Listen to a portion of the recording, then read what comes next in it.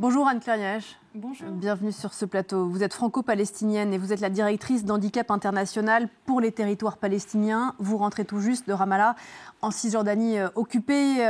Handicap International, c'est une ONG qui opère à Gaza notamment, qui est spécialisée dans le déminage et l'assistance aux victimes de mines terrestres. D'abord, d'un mot, on reviendra sur la situation en Cisjordanie, mais concernant Gaza, avant de venir sur votre cœur de métier qui est le déminage, il est urgent d'ouvrir le point de passage de Rafah ? Absolument. Et il est urgent d'ouvrir tous les points de passage. Nous, il faut savoir que depuis la fin du cessez-le-feu, on a été dans l'incapacité de faire rentrer le matériel d'aide humanitaire. Mais par exemple, on a tous nos stocks de chaises roulantes, de béquilles, tous nos outillages et appareillages pour les personnes qui ont été blessées, qui est bloqué, soit en Jordanie, soit en Égypte.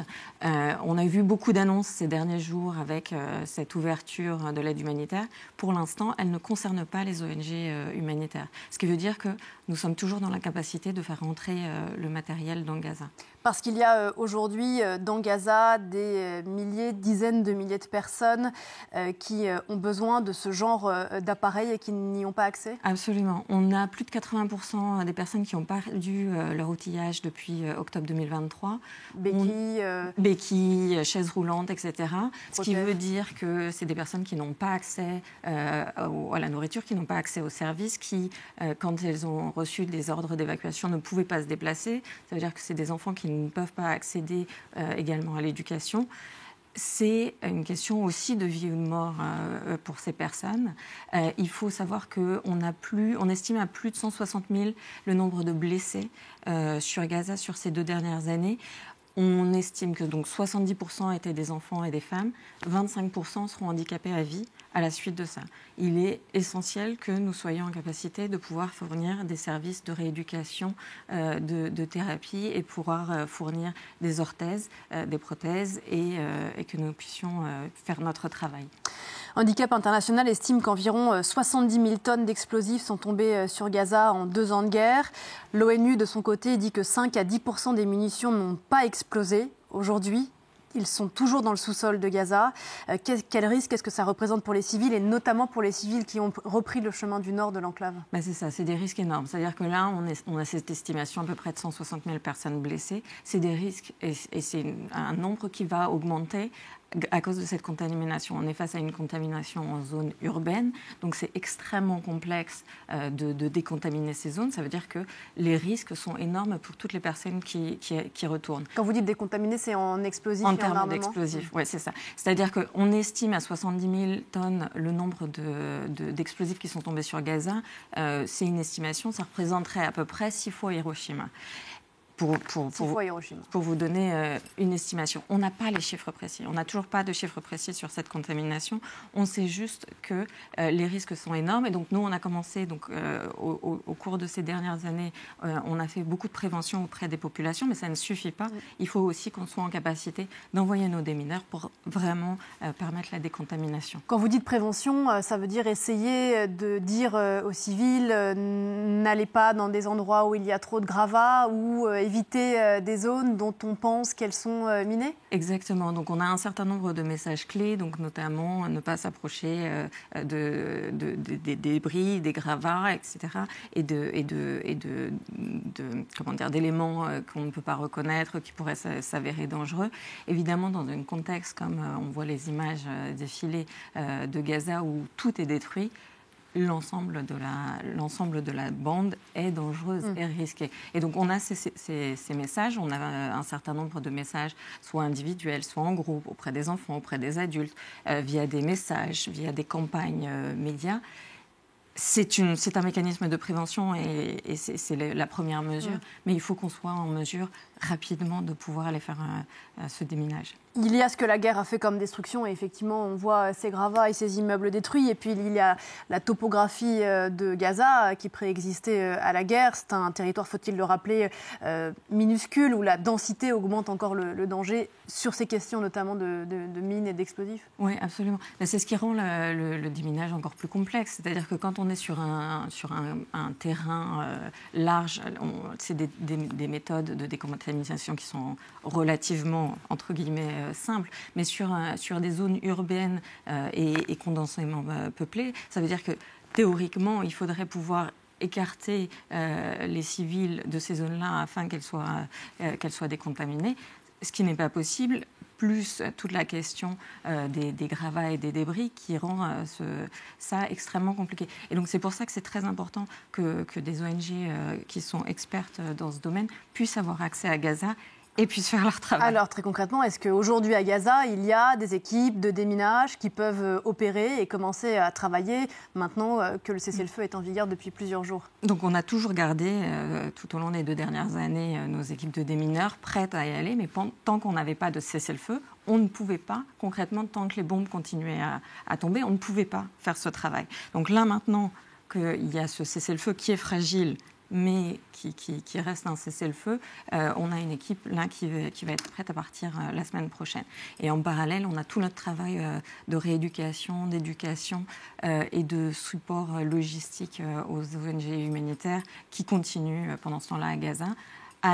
Donc on a une équipe d'une centaine de personnes, plus environ 150 bénévoles qui travaillent actuellement à Gaza.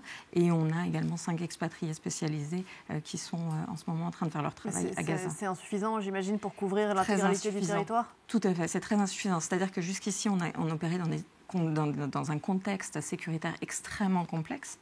Avec un système de rotation et de restriction sur la possibilité pour nous d'envoyer des expatriés. Donc c'est pour ça qu'on a seulement 5 expatriés en ce moment sur Gaza. C'est un chiffre qu'on espère pouvoir augmenter rapidement avec ce cessez-le-feu.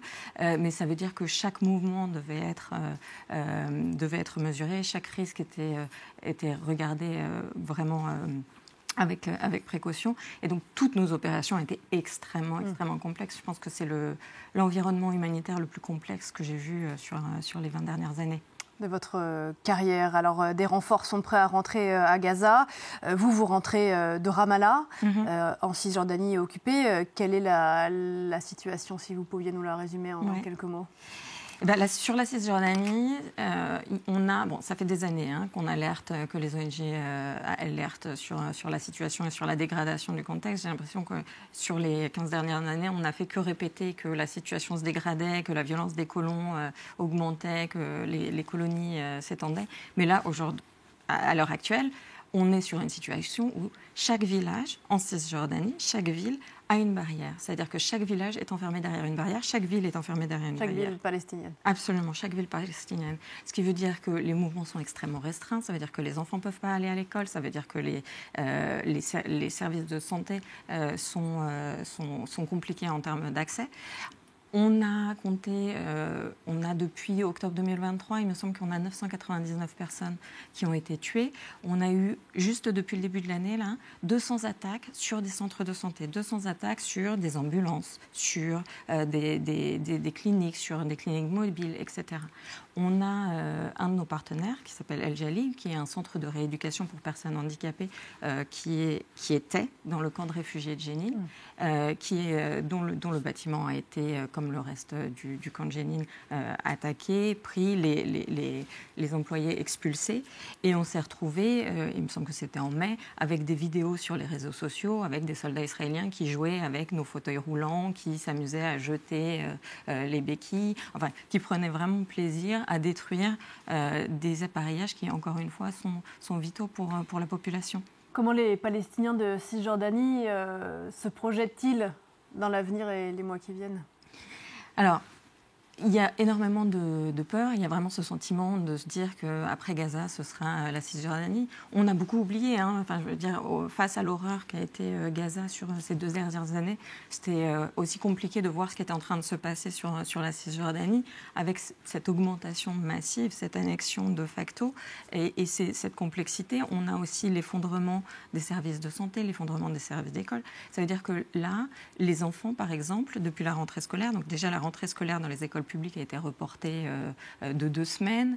Les enfants ont accès à l'école 3 jours par semaine parce que les professeurs sont payés au lance-pierre, enfin sont payés à 30%, 40% de leur salaire et que donc ils ne peuvent plus payer les transports pour venir à leur école.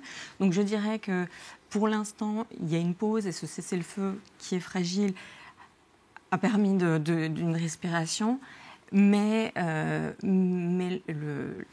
peur reste là. Je veux dire, l'avenir reste très incertain. La situation est très complexe. On est face à une recette explosive aussi en Cisjordanie. Et c'est important de ne pas oublier la Cisjordanie, de s'assurer que les populations soient protégées et que l'aide humanitaire puisse être laissée entrer. Merci beaucoup Anne-Claire Yaesh, directrice d'Handicap International pour les territoires palestiniens, d'être venue sur le plateau de Parlons-en. Merci encore, voilà ce que l'on pouvait dire à cette heure sur la situation au Proche-Orient.